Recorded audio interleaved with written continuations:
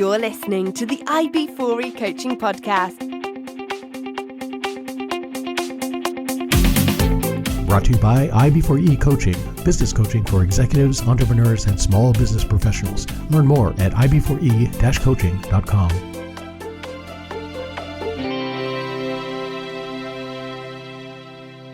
Hey, Coach Harlan here. Welcome back to the podcast. Hope you guys are having an exceptional week.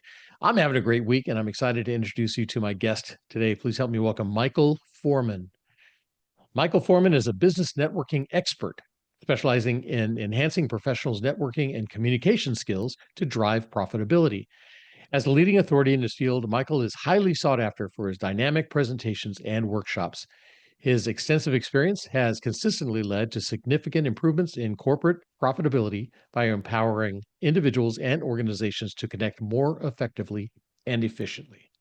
Michael, welcome to the program. Thank you. I'm very glad to be here.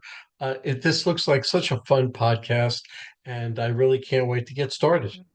Oh, absolutely. No, I've been looking forward to this. So you refer to yourself as a networking strategist. What is it that most people get wrong when it comes to networking? I mean, we're networking all the time, right? Anytime you're in front of somebody else, it's a networking opportunity. But what do people get wrong? Where do they go wrong? Well, first things first, I believe that networking is the base for every profession.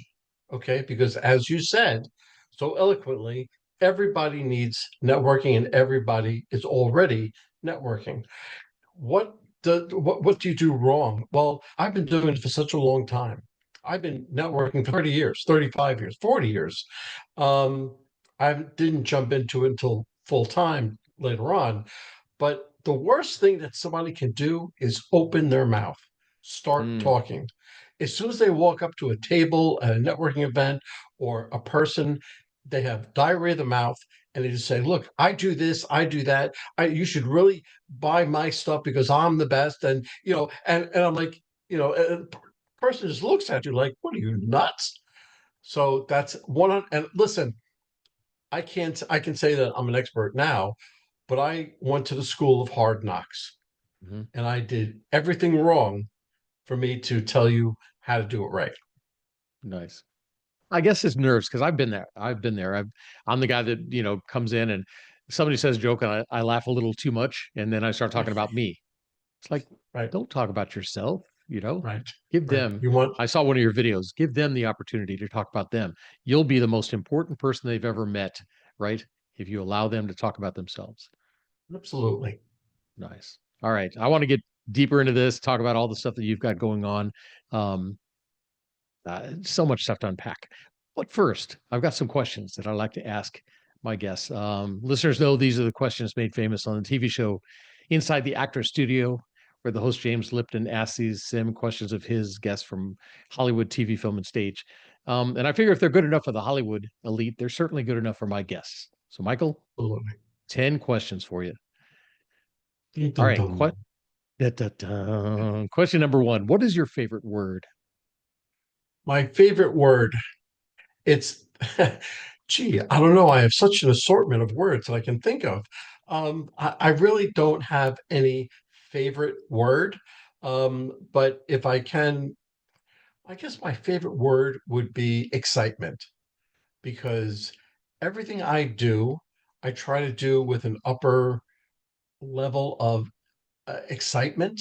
I try to invoke the that level in somebody else that I'm talking to. That excitement level is always a fun level, and everybody can get into it. Nice. No, I think that's great. Okay, what's your least favorite word? Um, I Least favorite word is failure. Mm. That's my least favorite word because I have been working for a long time. I've been a business owner. I've been work corporate, and the scariest thing you can say to me, being a family man, is failure. That I failed. So that's always the worst and scariest word. Absolutely. Absolutely. All right. What turns you on? What turns me on, and this is a PG show, so I really can't Thank you. expand on that. Good. Okay. No, what turns me on is that that good work-life balance, believe it or not, because I don't feel right if you can't always just go on vacation. You have to vacation from something. So listen, I enjoy what I do. I enjoy the hell out of it. Um, but I also like to have fun. And that work-life balance, it keeps me real, it keeps me grounded, and I can do it until I'm, 80, Nice. which is like All two or right. 3 years. Yeah, a few more than that. Okay. What turns you off? What turns me off? It's somebody who is always trying to be somebody else. Hmm. Somebody who is not authentic, not he's always trying to BS me or BS the people who he's around and like, look at me, I've got this, I've got that, I've got hey, you. No, it's that just turns me off completely. I hear you. All right. What sound or noise do you love? The sound or noise really would be music. Hmm. I know it's a cacophony of sounds, but really, it depends on the mood that I'm in. Sometimes I like listening to Buddy Holly. Sometimes I listen to the slower music. When I'm with my wife, it's more of a soft rock. Hmm. But the music always sets the tone of the whatever wherever we are. Nice. So it's nice. Cool. All right. What sound or noise do you hate? Explosions. I was in the military, Hmm. and once once you are really close to an explosion, you never want to hear it again. All right. Question 7. What is your favorite curse word? F this, F that. I have a cousin who uses that like a verb Yeah. every day, just like F and this and F and hey, how you doing? And I'm like, what are you doing this? He goes, what the F are you Yep. talking about? Yeah. It's really funny, but that's a word. Absolutely. All right. What profession other than your own would you like to attempt? You know, I, I've given that a lot of thought, believe it or not. But if I came from the banking world where I left that and went to the law field. I was a sales director with them, so it's a completely different area. Hmm. But I think I would have liked to be an attorney. Nice. Very cool. What profession would you not like to do? Anything that didn't make me money. I used to think like when my kids were growing up, I was making money just to sustain my life because my first thought was, how am I bringing them up? The football, the baseball, the basketball, the private lessons, the this, the that, and all of our money, my wife and I, all of our money was going to them. Okay. But now it's more like, all right, we need a little extra money to sustain ourselves so we can go places and things like that. Nice. Very cool. All right, Michael, final question. If heaven exists, what would you like to hear God say when you arrive at the pearly gates? Your mother's right around the corner. Nice. Very cool. I wish I could see my mother again. Yeah. So if there's a heaven, and I'm not quite sure which direction she'd be going in, but I'd like to see her. Nice. Very cool. All right. Well, listen, we're going to take a short break. When we come back, we're going to talk about how you got your start, how you got to where you are now, some of the things you've been working on. We're going to dive a little bit deeper into networking and how critical that is to business success. Um, and then at some point transition into courage and leadership. All right. I'm all for you. Cool. Sounds good. All right, listeners, we're going to talk about all that and more right after this. So stick with us. And I'm back with my guest, Michael Forman. Michael, thanks again for agreeing to be on the podcast. So you touched on it briefly during the intro. You've got a deep, rich background, bachelor's degree in digital communications, right? You've been communications of one sort or another for most of your career in sales. what drew you to communications and specifically what drew you to networking? Okay. Well, back 100 years ago, when I was in the military, I was high enough in rank where I had to tell people older than I was what to do. Mm. So, and telling the younger people that was easy because I just told them. But you had to finesse when you told them, look, you can always give them an order, so to speak, and they would have to do it, but they wouldn't want to do it. Mhm. So that started my journey into speaking to people about them wanting to do what you're asking them to do. Nice. And after that, I went on my own. I went to my own businesses. I owned pizzerias, restaurants. I owned a graphic design studio. And what it did was it taught me how to speak to employees, speak to vendors, and speak to customers. It's like, well, of course, but you have to speak to all three of them differently, Yes. all achieving the same result. So after that, I went, I was in mortgages in corporate, and I was a sales manager, and my brother was happens to be the branch manager, so it worked out very well. And I had a series of loan officers that looked up to me, so I had to not only instruct them but lead them, and it down the path of now 15 different people, 15 different minds, 15 different personalities. So you have to deal with all of that. And I'll get into later on the difference between being a leader and a boss. Okay, there's a Yes. huge difference. Yes. But then I moved down to Georgia. That was all in New York. And I Okay. moved down to Georgia and I worked for a law firm as a sales director. But again, in the mortgage company, I was the face of the company. In the law Mhm. firm, I was the face of the company. So doing seminars, I was talking in front of people, I was doing all this. So I was like, you know what? I should really do this on my own. Nice. So about a year and a half ago, 2 years ago, I stopped all my full-time activities. I call them activities. And I jumped into this by myself.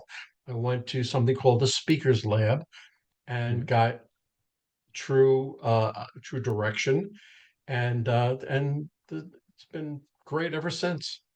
Nice. Yeah, I love what you say about you have different audiences and the way you approach them, even if the information is the same, the way you approach them because of their status or where they are.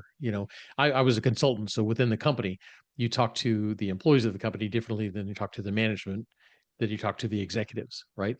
My wife always says that communication is an away game, right? It's not what you say, it's what they hear. And how are they going to use the information? How is it going to impact them? So you can frame it to where it hits a chord with them, right? And that's not always easy. No, it's not. No, it's not. Like I said, I went to the school of hard knocks. I learned what not to do by doing what not to do. Yeah. I had to learn Yep. the hard way. Yep. But now you teach strategies, right, to executives, entrepreneurs, business professionals. Do you have a networking formula or a model that you use? I have a general networking model, Okay. but it's different by who my client is, who I'm coaching, who the student. It's different because I teach high school students and college students on up to CEOs. Okay. And Nice. so I have to, what I say to them has to be done in a different way. Because, first of all, the college students, you can talk, but it's like they have peanut butter in their ears and they don't want to listen. Okay. And the CEO wants to listen and is on every last word that you say, but he won't implement it. He'll say, okay, Mm, I have two people, tell them exactly that and let them implement it. yeah. So it's a various way, it's various ways. Wow. And I saw one of your videos. You talked about form. When you're going into Yes, networking, use that as an acronym to know how to approach networking. Talk to me about absolutely. form. Absolutely. And to me, I love this. I love this because when you walk, let me set the scene for you. When you walk Sure. up to a table and it's at a networking event, 300 people are there, all sorts of people.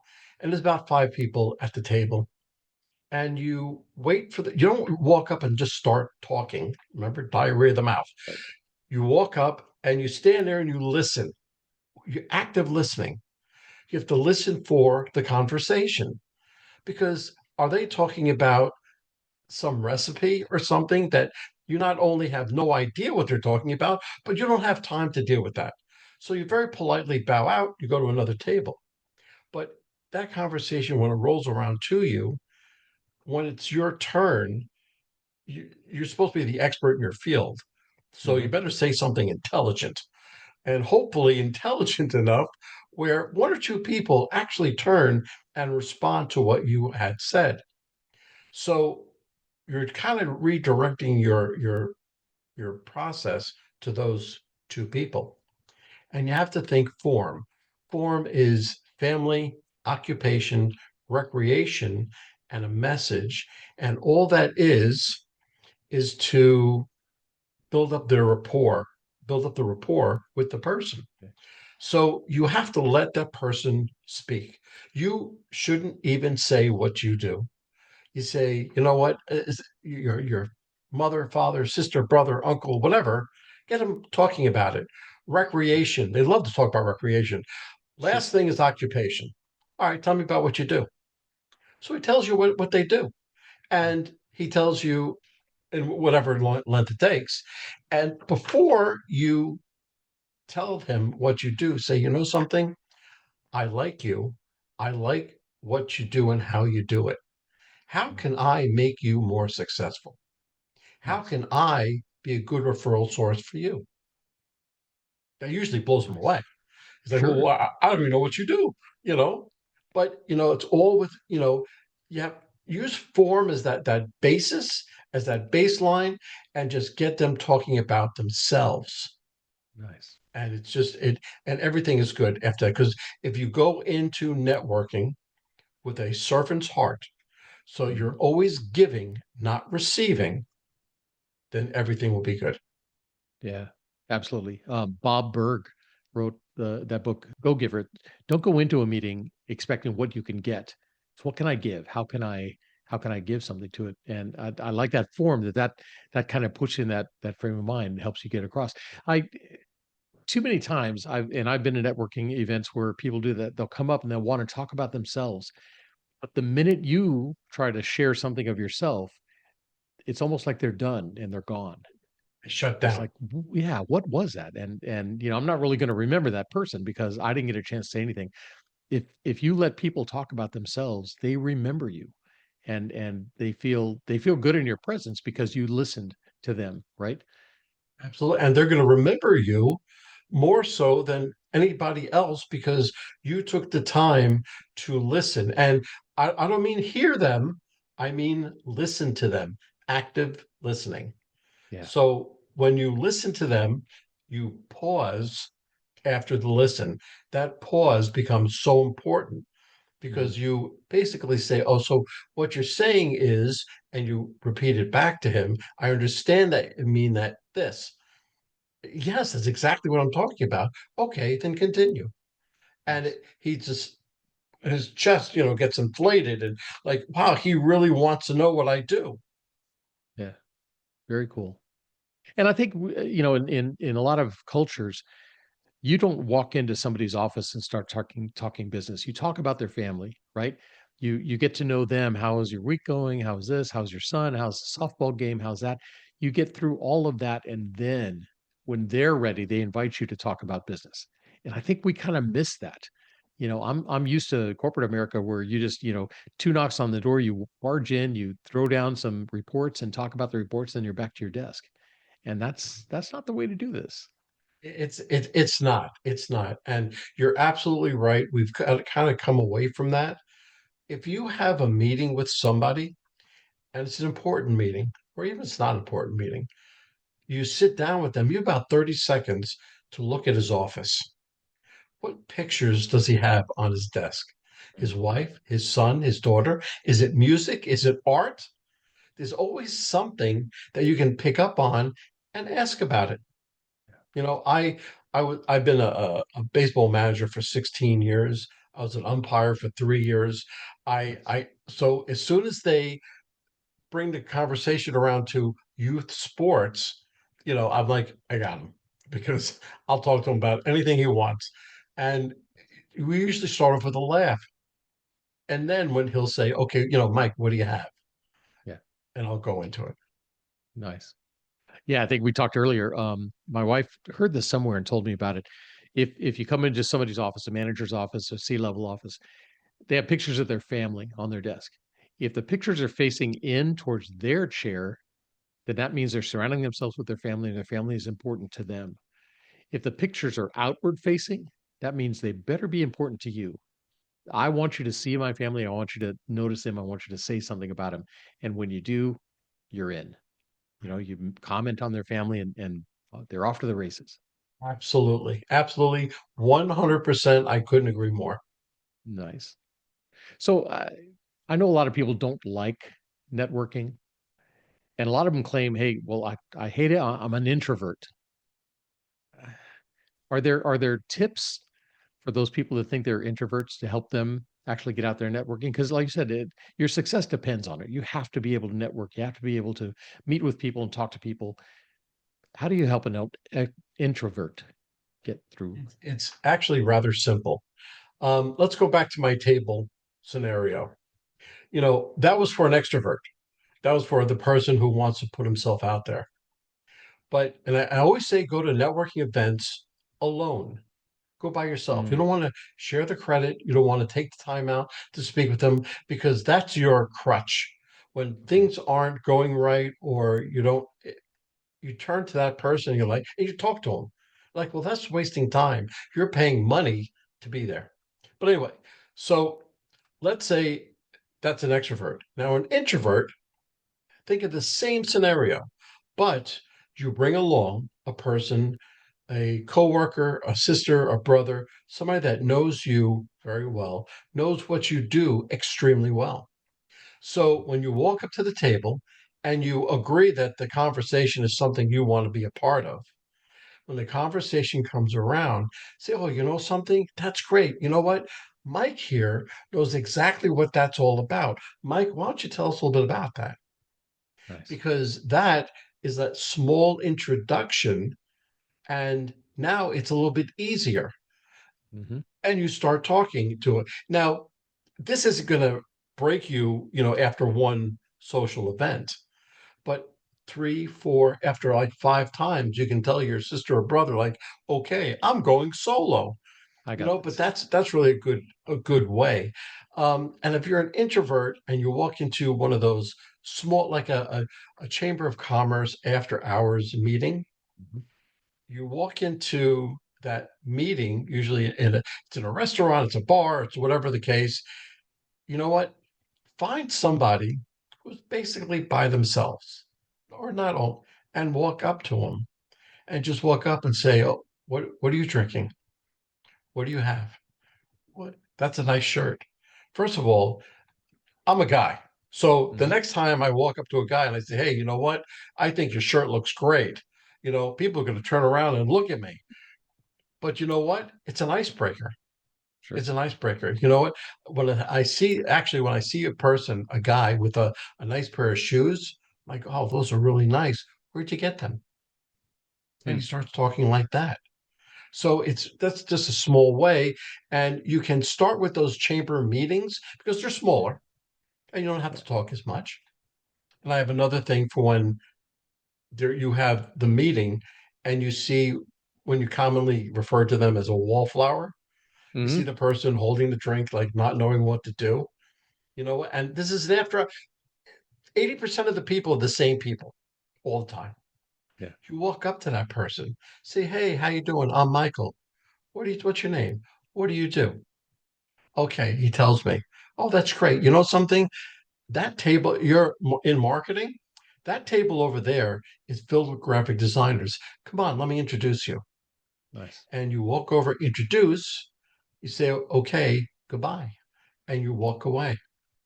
That's your Nice. way of giving back to that Sure. person. That's awesome. Yeah, I I always see the wallflower, like you call them, and I like to go over and say, "Do you mind if I hang out with you for a minute? Because I'm kind of new here." And that puts them at ease because they're uncomfortable too. And then you can kind of start the conversation. And then I love that. Hand them off to Perfect. somebody here, you know, Yeah.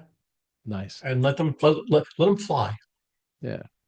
But having a wingman, I've never really thought about that, bringing somebody in. I mean, if I'm going to a new networking meeting, I try to find out who I may know that goes there, and then get with them beforehand and say, "Hey, these are the type of people I want to get in front of. Can you introduce me to anybody, or are they going to be at this meeting?" If they say, "Yeah, we have nobody like that at this meeting," then maybe I don't go. But here are the Right. people I want to get in touch with, or I want to meet, and can you help me out? And yeah, that I'm, works. I'm a former Air Force person, so I call him my wingman. Yeah, exactly. Very cool. Um, and I teach my clients in almost everything, right? There's the pre-work that you have to do, there's the work itself, and then there's the post-work, that follow-up work. Which piece is most important, do you think, for networking? Or is it all? That's easy. It's easy. The follow up. The Okay. follow up is probably more important than actually meeting the person themselves Okay. because you can meet them six different ways. But the follow up, you have to be consistent in the way you follow up. But there's a certain way that you have to follow up where you don't want to seem like you want their business Right. and you leave them alone for 3 weeks. I was at a networking event and I was just talking with somebody and I said, how do you follow up? He goes, well, I'll send them an email when I get back, and a week later I'll send them another email, and the week after that, if they haven't sent me an email, I'll send them another one. I said, oh, okay, great. He walked away and I said, good, buddy, because if I go against you, I won. Because I have a secret sauce to my follow up.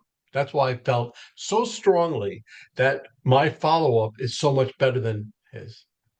And Nice. you ready for the secret sauce? Yeah, it's just you and me talking. Nobody's going to listen. Okay. Yeah, Tell me. nobody's listening, right? Yeah, sure. Um, okay. So when you go back from the event, whether you're home or not, send them a thank you email. Okay.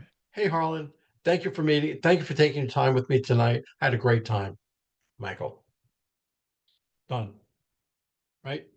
This is after you get the business card, by the way. And Mhm. on the back of the business card, you write down the date, the name of the function, and something you spoke about. Very Okay. important. Okay. Okay. So after you write that email, the next morning, you write a handwritten thank you note. Mm, Handwritten, I can't stress that enough. Handwritten thank you note. And you're just saying, hey, Harlan, this is Michael. I met you on such and such date, such and such an event. We spoke about XYZ. Hope to do business with you soon, Michael. That's all we'll write and send it off. So now, after that first email, give them about 3, 4 days to get that thank you note. Now, imagine being the person getting that thank you note, wow. sitting down and saying, look at that. It's not a bill. It's not an invoice. It's not this. It's not that. It's just a thank you note. So Yeah. it first of all, that puts you above everybody else. Sure. So, Yeah. People don't okay. write notes anymore. No, they don't. And there's even a couple of things online where you can put the information in and they'll send it out for you. It's Okay. called handywritten.com. Great service. Nice. Okay. Okay, so Harlan, you still haven't sent me back an email yet. You're a horrible person. Um, so I'm gonna send you an email. This is 4 days in. Hey Harlan, this is Michael. I met you on such and such date at such and such an event. We spoke about XYZ. I say that every single email. Okay. Why? Because I'll ingrain it in your head. Right. So I would like to do business with you. I think you have a product that I like, or you think that I whatever. Yeah. Um, talk to you soon, Michael. Okay. Nice. 3 days later, you still haven't returned my email. Bad, bad, bad. So I'm gonna write you another email. Hey, Harlan, this is Michael. I met you on such date, such an event. We spoke about XYZ. Listen, Tuesday and Wednesday of next week seem to have opened up for me. How about securing one of those days? Michael. Okay. 3 days later, You still haven't responded. Bad, bad, bad. Okay. Hey, Harlan, this is Michael. I met you at such date, such event. We spoke about X, Y, Z. Listen, I told you Tuesday and Wednesday were okay, but Tuesday seems to be filling up. How's Wednesday? Now, if you haven't answered me by now, you probably aren't going to answer me. So in 3 days later, I'm going to write you not a final email, but an ending email. Hey, Right. Harlan, this is Michael. I met you on such date at such event. We spoke about XYZ. Listen, Wednesday seems to be closing up also. Is there a good time for us to meet? And so if you answer me back, that's great. If not, Right. very simple. You have his business card. You have all the notes that you sent him Mhm. and the note of something that you spoke about. You put them into your CRM onto a drip Yep. campaign, Yep. and you just send that once a month. Just keep sending it. I Nice. I about 9 months ago, because I speak to event planners, meeting planners, all that, and I sent out all these emails to them, and it's like I wasn't even here. They ghosted me right from the beginning. Wow. 7 months later, she sent me an email like we've been emailing every day. And she goes, Hmm. "Hey, I have this opportunity. You think you can? You think you're available?" Da da da. Like, I'm not going to push it. Yes, I am. Yes. And Yes. answered her. But it works. It's a Nice. proven fact that first of all, consistency, that is always your best answer. Um, but you'd have to remain consistent, and you just have to just keep at it. Yeah. Now, I know there have been times where my email have gone into a spam folder, right, or something like that. How do you know if they're just not receiving your email? At what point should you maybe send another handwritten letter to them or Well, a phone call? that one handwritten, you can always put a phone call in there anywhere in the chain. Right. Instead of writing the email, make a phone call. And of course, put it into your CRM that you Mhm. made it as a phone call. So that's always good. It's never too much to do. If you go into voicemail, you go into voicemail. There's nothing you can do Yeah. about it. Yeah. But you made the attempt, you made the call. They know who you are. They know what you're after. And if they really don't want to do business with you, most of them won't just ignore you. They'll just say, Yeah. I'm not interested. And if Most. you're using a CRM and tracking this like you should be, everybody should be. Um, a lot of times the emails that come out through the CRM system has an unsubscribe. So the Yeah. person will tell you, I'm not interested, and they're done with it. So My CRM tells me when they opened the email. nice. Okay. So they may say, oh, I never got your email. I'm like, you're Hmm. full of crap. But, that's all right. I'll deal with you Yep. now. You know, Yep. Nice. Yeah. Networking, like I said, it doesn't matter where you are, what time of day or what time of year, everywhere you go, you're networking. You've got to be listening and you've got to engage people somehow. And I think, like you said, people just need to try a little bit more kind of practice. I've belonged to a couple different networking groups. There's a few groups where we get together and just have dinner together or something like that, just to talk to people and get used to what to say. I think that may be one of the hardest things for people is like I don't know what to say without coming in and just talking about business. I don't know how to break in. You come up, you see a group standing around talking, and you kind of ease your way into the crowd. I love the just listen until it gets around to you. Just listen, just be there, right? Maybe comment or nod or something to show that you're actively listening, but don't try to come in and steal the limelight. I hate the people that come in and say, "Oh, well, I went on vacation, but I went here and I flew first class." And my wife calls them like the Cool Whip, right? Because they try to top everything you say. You know, it's like that's don't top good. people. Just listen. Just listen. I'm going to have to use that cool one. Absolutely, yeah. Give her credit though, because I don't Of come up with the good course. stuff. She comes up with the Yeah. good stuff. I'll, of course, give her the credit. There you go. Absolutely. So let's talk a little bit about courage. The podcast we talk about, where did you find the courage to break away from the 9 to 5? Where did you find the courage to, write your book or do your program? Keynote speaker that you are. Where did that come from? Where did you get the courage to step out and create your own business and start doing the speaking engagements? The courage really comes from a long time ago because I was a business owner, and you need a certain amount of courage to step out and become a business owner. So I've done that enough times where I'm a very confident person, and I'm confident in my abilities.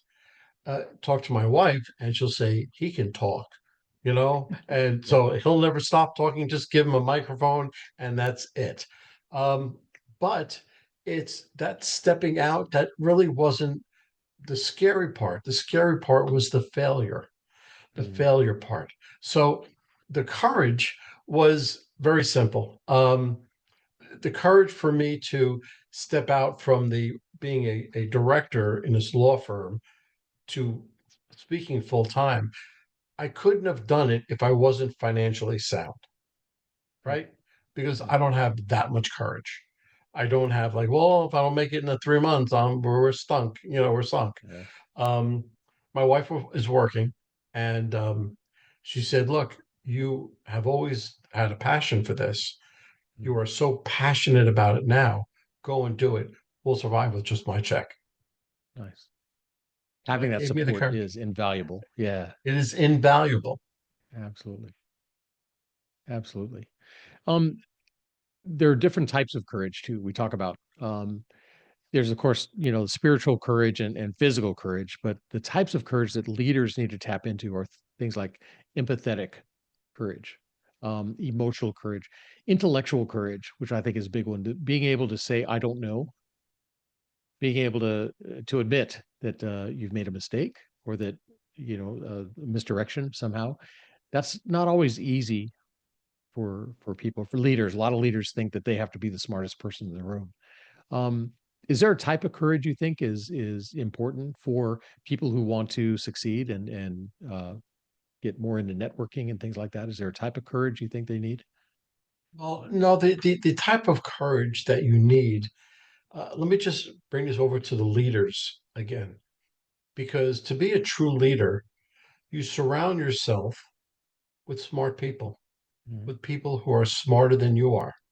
But what does that mean? That means that you have to be confident with yourself, with your position within the company, that you can do that because you don't want to feel like, oh, he's after my job and he's going to Right. take my job.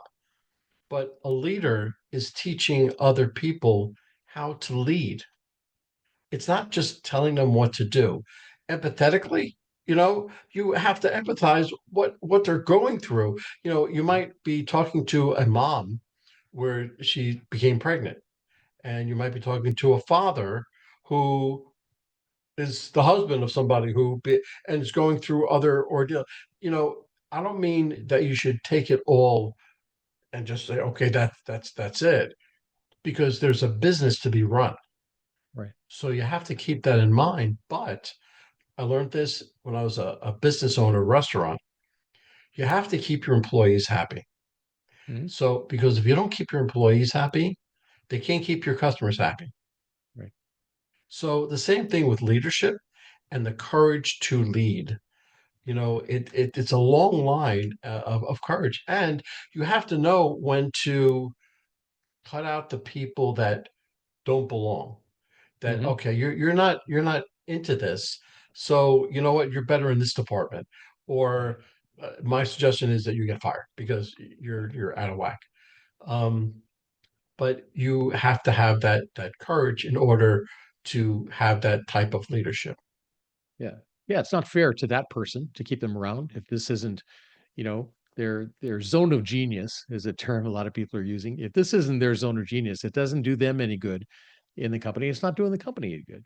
And you have to be Exactly. courageous enough to say, I know so many managers that they'll hire somebody, realize that was not a good hire. It's like, oh, well, I'll just tuck them over here in the corner and nobody will notice.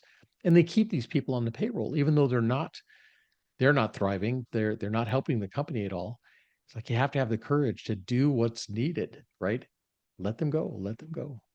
Absolutely. When I had the graphic design studio, I had to learn how to fire a client Ooh, a because client. Yes. yeah, it was Yes. that, and that's a tough thing. Like, here's, I'm going to give you a boatload of money, but you don't, I can't do that work for you because you're not a good person.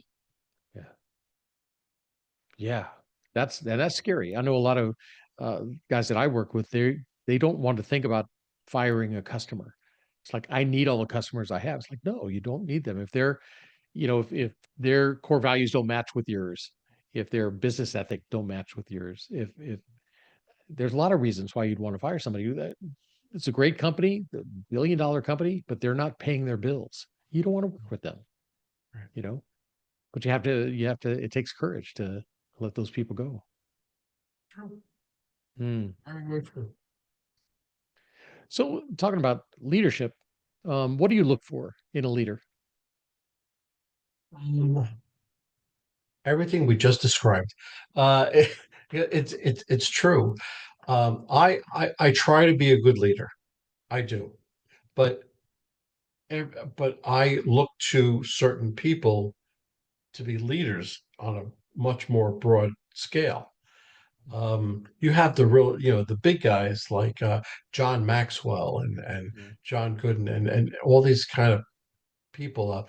Um, in the mortgage industry, uh, you have big names, but on your level, you have to look for good leaders, but you have to be a good leader.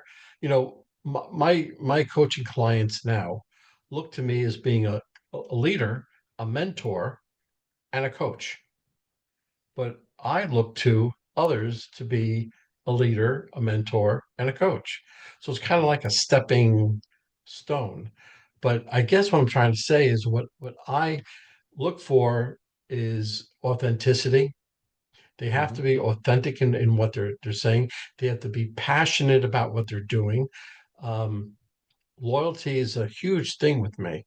Uh, you know, I don't care if you're the best price, the worst price, whatever else. If you're a good fit, I'm loyal. Yeah. So yeah, I have a ton of people saying, Mike, you could have gotten this for, you know, $3 less.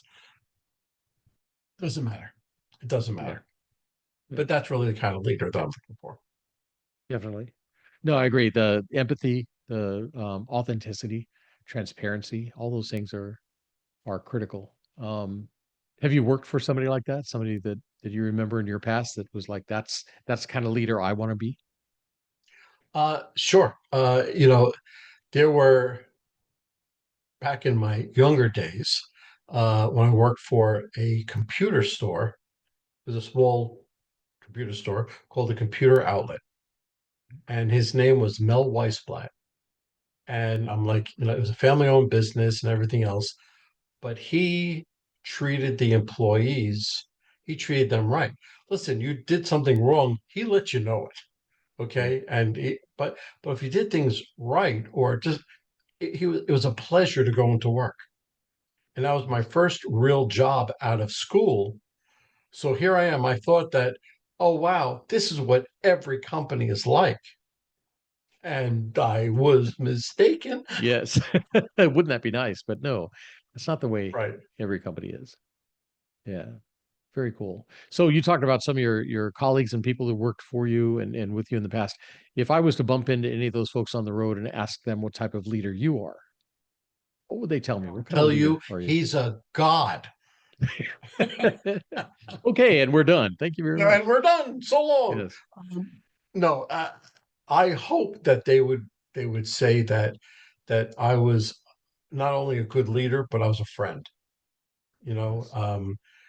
because I think you have to draw a line. My mother taught me this, Yes. between the employees and yourself. There has to be that line that you can't let them cross. Even if they're your best friend, they can't cross that line. Um, but but if you were to speak with them, they would say that I had a good time with them, but I was mostly business.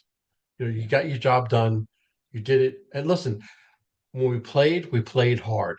Mhm. When we worked hard. You know, you just don't combine the two. Yeah.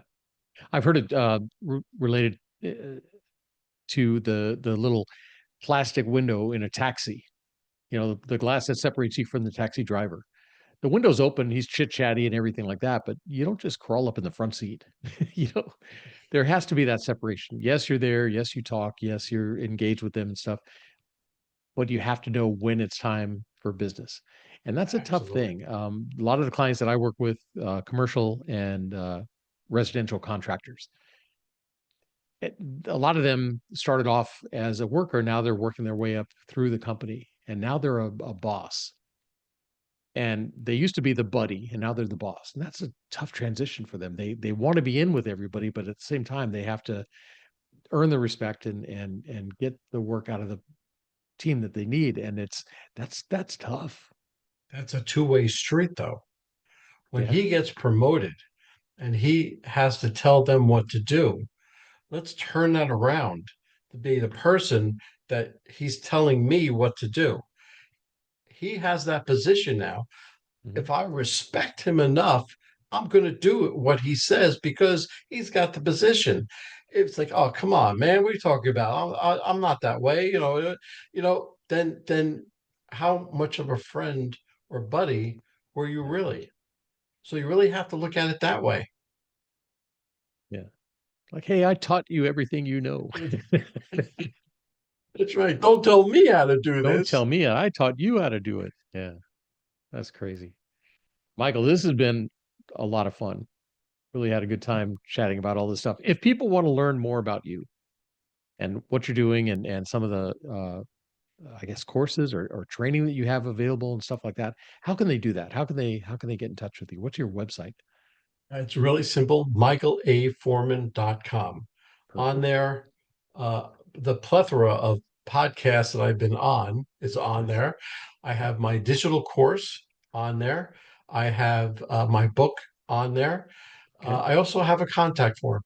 So if you want to contact me about coaching, about the digital course, about anything, or just to ask a question, just fill out the contact form. I will get back to you within 24 hours, and hopefully, we'll just have a really nice relationship. Very cool. And tell me a little bit about your book, Networking Unleashed. I could have added to it 6 times already Yeah. because after I finished writing it, I there's so much more I could have put into it. Actually, I'm working on the second book, and it'll be this book plus everything else that I've learned. Nice. I did this book in conjunction with my wife. She Mhm. did a lot of the pictures and artistry within. Nice. She also formatted it because I wasn't going to do that. Sure. But she gets all the credit. But Nice. it was a book that I had all this information and I needed to unload it somewhere. So I put it into a book and that's for sale. Then I said, okay, Nice. let me take all this knowledge and let me make it into a digital course. Okay. So I made it into a digital course, and that is going fairly well because the people who weren't sure about hiring me, or actually a lot of my students, they went back and bought the digital course because Nice. they wanted something to keep. Very cool. And the course is the same name, Networking Unleashed. Networking Unleashed, the Nice. book, the course, my podcast, same thing. Everything is called Networking Unleashed. I'll have to come up with Awesome. something new for the second one. Networking Unleashed 2.0 or Yeah, something. right. Yeah. The return of Networking Unleashed. Right, All right. right. Cool. Well, Michael, this has been great. Thank you so much. I will put all those links down in the show notes so people know how to get in touch with you. You're also on LinkedIn, correct? I am on LinkedIn, Facebook, Instagram, and YouTube. Perfect. I am all over the place. All right. And it's all Michael A. Forman. Michael, I think LinkedIn is still just Michael Forman. Okay. It's either Michael A. Forman or just Michael Forman. But Okay. if you have the links in the show notes, you'll have it. Or just go to my website because all the links are there. Okay. Perfect. We'll do. All right. Awesome. All right. Michael, thank you so much.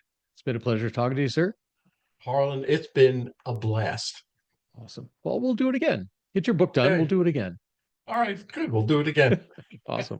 All right, listeners, hope you guys are taking a lot of notes. Good information here. You are networking every minute of every day, whether you know it or not. You have to be able to network, to talk to people, to not only learn about them and how maybe you can serve them, but give them the opportunity to ask about you, tell them about what you do, and get your word out there. You want to be successful, uh, you have to be able to network. So make sure you take some notes. Check out Michael's stuff. He's got a lot of good information on his website. It's definitely worth the time. And share this episode with your family, friends, colleagues, your networking buddies, and stick around because there's always more coming. That's it for me, Coach Harlan, saying so long for now.